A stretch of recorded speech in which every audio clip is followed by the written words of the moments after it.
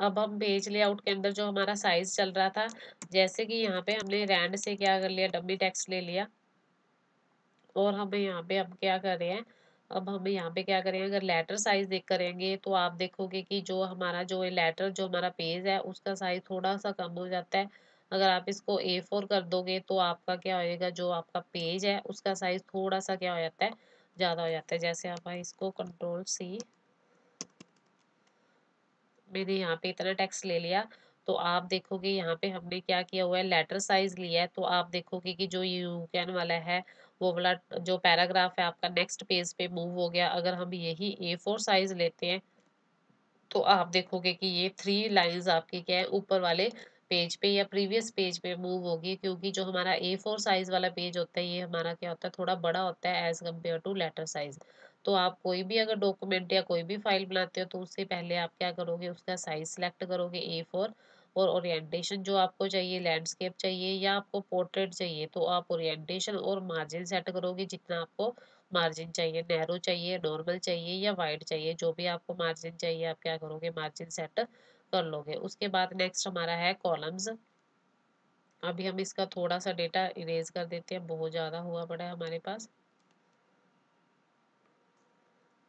अभी हम नेक्स्ट कर रहे हैं कॉलम्स। कॉलम्स में क्या होता है, अगर आपका मतलब जो डॉक्यूमेंट पे कंटेंट है वो आप कितने कॉलम्स में शो करना चाहते हो, 1 कॉलम में शो करना चाहते हो, 2 में, 3 में, लेफ्ट राइट कैसे आप शो करना चाहते हो, तो आप यहाँ पे क्लिक कर दोगे। 1 तो बाय डिफॉल्ट होता ही है, जैसे हमने 2 पे क्लिक किया तो आप देखोगे कि जो हमारा जो ये कॉलम्स में डिवाइड हो गया डेटा, ये हमारा 1 है। तो अगर हम चाहते हैं कि जो हमें जो कॉलम्स का डेटा है, मैं क्या करना चाहती हूँ, जो हमारा ये नेक्स्ट कंपैरिजन के लिए, अगर सपोज आपने बुक्स में देखा होगा, कंपैरिजन के लिए क्या होता है, कॉलम्स में डेटा हमारा डिवाइड होता है।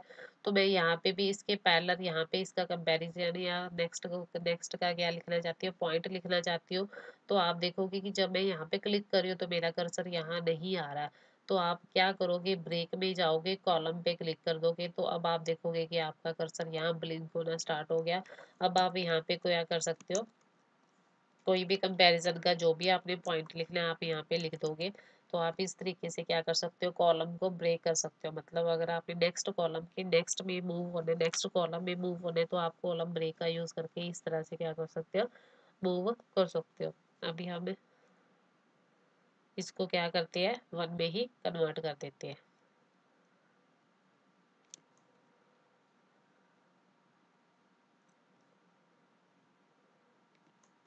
उसके बाद आप देखोगे जो हमारा नेक्स्ट ऑप्शन है ब्रेक के अंदर है, पेज और टेक्स्ट रैपिंग है। पेज देख लो, जैसे कि मैं इसको क्या कर देते हैं, हम थोड़ा सा बोल्ड कर देते हैं और टेक्स्ट को क्या कर देते हैं, कलर दे देते हैं। जैसे कि मेरे को, मैं चाहती हूँ कि जो ये मेरा पैराग्राफ है ना, यू कैन इजीली चेंज वाला, वो मेरा क्या है, नेक्स्ट पेज पे मूव हो जाए या नेक्स्ट पेज पे शो होने लग जाए। तो हम क्या करेंगे, या तो एंटर मार के हम मूव करेंगे, या फिर अगर आप एंटर मार के नहीं जाना चाहते हो तो आप कंट्रोल प्लस एंटर शॉर्टकट की भी यूज़ कर सकते हो। अगर आप वो भी नहीं यूज़ करना चाहते हो तो यहाँ पे आप आपकी ऑप्शन आती है पेज की ऑप्शन, पेज ब्रेक के अंदर पेज की ऑप्शन आती है। आप उस पे क्लिक करोगे तो आप देखोगे कि आप सेकंड पेज पे क्या हो चुके हो, मूव हो चुके हैं। हमारे पास टोटल 3 पेजेस है और आपका जो सेकंड पैराग्राफ था सेकंड पेज पे क्या हो चुका है, मूव हो चुका है। उसके बाद आपकी जो नेक्स्ट ऑप्शन है ब्रेक के अंदर ही है, टेक्स्ट रैपिंग। टेक्स्ट रैपिंग क्या चीज़ होती है, जैसे कि आपका ये आपकी क्या चल रही है, कंटेंट चल रहा है, आपका सेंटेंस इतना खत्म हो गया, यहाँ पे डॉट लगा हुआ है, फुल स्टॉप लगा हुआ है। मैं अगर चाहती हूँ कि जो ये यू कैन यूज वाला जो लाइन का ये टेक्स्ट है नेक्स्ट लाइन में आ जाए, बट मैं एंटर नहीं यूज करना चाहती। क्यों? क्योंकि जब हम एंटर यूज करते हैं तो उससे क्या होता है, ये नेक्स्ट पैराग्राफ काउंट करते हैं। जैसे कि मैंने यहाँ पे एंटर की प्रेस की, तो जैसे कि मेरे के यहाँ पे हम बुलेट्स लगा के देखेंगे, होम के अंदर हम जाएँगे और यहाँ पे हम क्या करेंगे, बुलेट्स लगाएँगे। तो ये कौन से बुलेट है? पैराग्राफ के बुलेट्स हैं। इसने क्या कर लिया कि you can use in these galleries को क्या कर लिया, नेक्स्ट पैराग्राफ समझ लिया, बट ये नेक्स्ट पैराग्राफ नहीं है। हमने इसको क्या किया, कंट्रोल ज़ेड किया, फिर हमने वैसे ही पैराग्राफ बना लिया।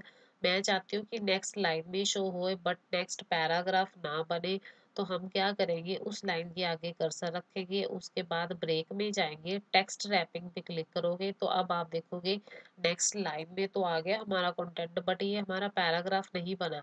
आप इसको सिलेक्ट करोगे, होम के अंदर जाओगे, अब बुलेट लगाओगे तो आप देखोगे अभी आपका 1 बुलेट ही लगा है, ना कि 2 बुलेट्स। मतलब क्या है कि ये अभी इसको पूरे को एक ही पैराग्राफ काउंट कर रहा है।